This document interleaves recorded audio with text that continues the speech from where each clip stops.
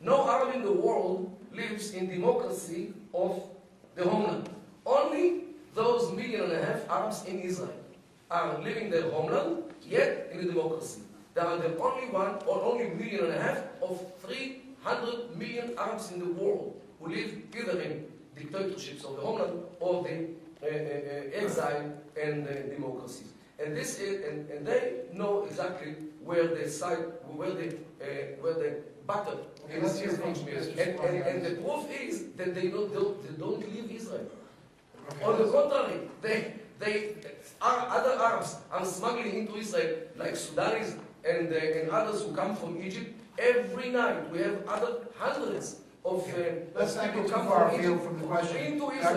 Why don't they know about this discrimination? We've got a lot of questions to get through and not a whole lot of time remaining, but I do want to hear from Mr. Siblani on this issue. Israel claims to have a free press. Does the media there serve the interest of the state? For the Israeli media? The Israeli media? I don't understand the question. It claims to be a free and independent press. Yes. But does it really serve the interest of the state, the state's agenda?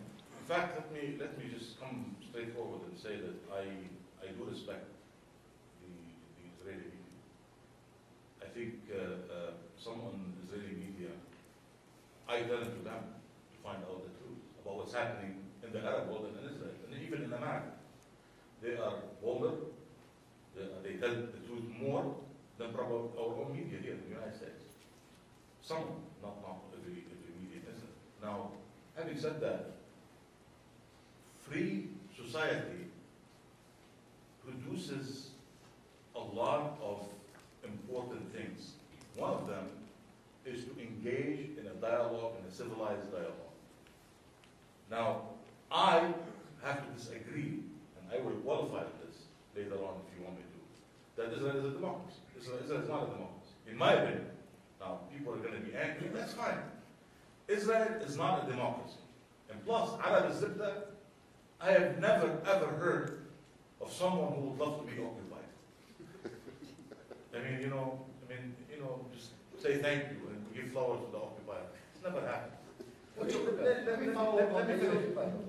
me Israelis are occupying Arabs. 20% of those Arabs are occupied. Israel is occupation. What is occupation? Well, they're still occupied. Unless we have a Tel Aviv is occupation.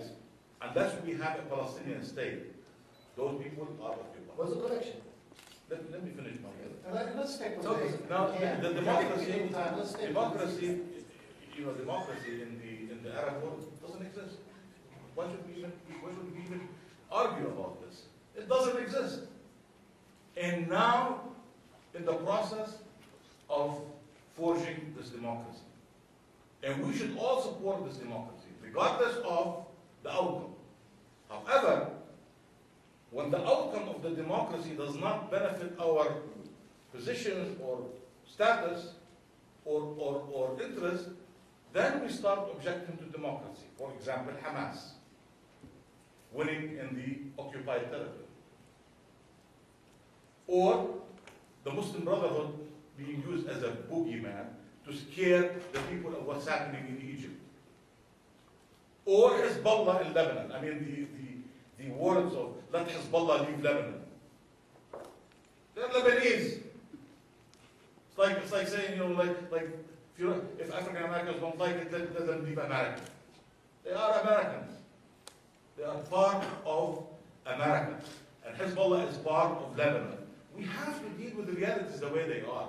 Whatever democracy dishes out, we have to take, and we have to deal with it. Let me ask you both. And I think did I answer your question? Sure. Yes. So let me give you another one, though. I mean, we've seen in Egypt the impact of social media. We also see in both Israel and the Palestinian territories the use of social media to bypass the traditional media outlets and go directly to people. You have a growing citizen journalism movement in the Palestinian territories. Israel has started an Arabic language YouTube project to speak directly to the Arabic people, to the people in countries where the press is perhaps not depicting Israel the way it wishes to be depicted. What is the role and the importance of this growing social media movement in getting messages, either correct messages or incorrect messages, through to the people? Well, I know it from my own experience. Since I speak Arabic and write Arabic, many, hundreds of Arabs write me emails from Iraq, from Egypt, from everywhere in the Arab world, and also from other countries, asking about Israel, information, and some of them curse me. It's okay, I answer them very nicely. And it's okay, this media allows even people from Syria, from Lebanon, where Israel doesn't have relations with, Saudi Arabia, people write to me, men, women, others, and they share with me their own agonies to live in those societies, especially women, where everybody knows the situation, especially in Saudi Arabia. So definitely this other media allows all kinds of relations which can develop with the time of confidence. And I myself, as an ex-activist in a peace movement named Devot Shalom in Israel, which is more or less the small and the religious sister of Shalom Achshav, the Peace Now movement. Yes, during the 90s, I admit I gave chance to peace. But the second intifada, which happened in 2000, actually, I think that I myself is the loss of the Palestinians because of the way how they conducted this second intifada. I myself was slightly injured in one of the suicide attacks. So definitely, we would like to have peace. Look, Netanyahu, our Prime Minister, which I don't share much with him. He is not my cup of tea.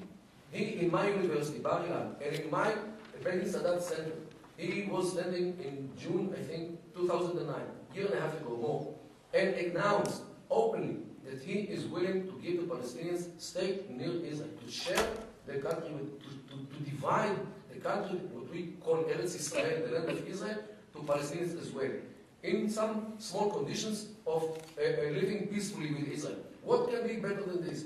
They deny. Why? Because they have not yet agreed to the occupation of Tel Aviv. And this is the problem.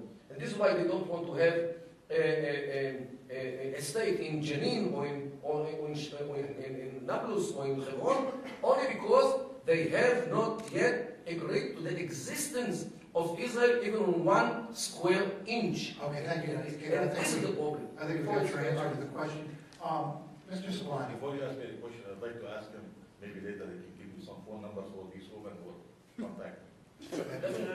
Especially the Saudis there. I'll let you do it. But I want to hear your opinion on social media and its potential in that region to more accurately inform the people. Well, social media is sweeping not only in the underdeveloped nation, but even in the United States. I mean, today we have an alternative to the Detroit News and the Free Press. And the Arab American The Arab American News. Yes, of course. I mean, social media. I mean, social media is what gave me today some idea about Dr. Kedar, you know, because I went there, Googled his name. Are you Facebook friends? Maybe we will become friends after this, you know. With much to share. I have friends like him on my Facebook all the time. I mean, he's welcome to join, and I would love to join this question. But I have Googled him, and I've seen some of his work. I'm not impressed in his Arabic, but we're not talking about the content statement.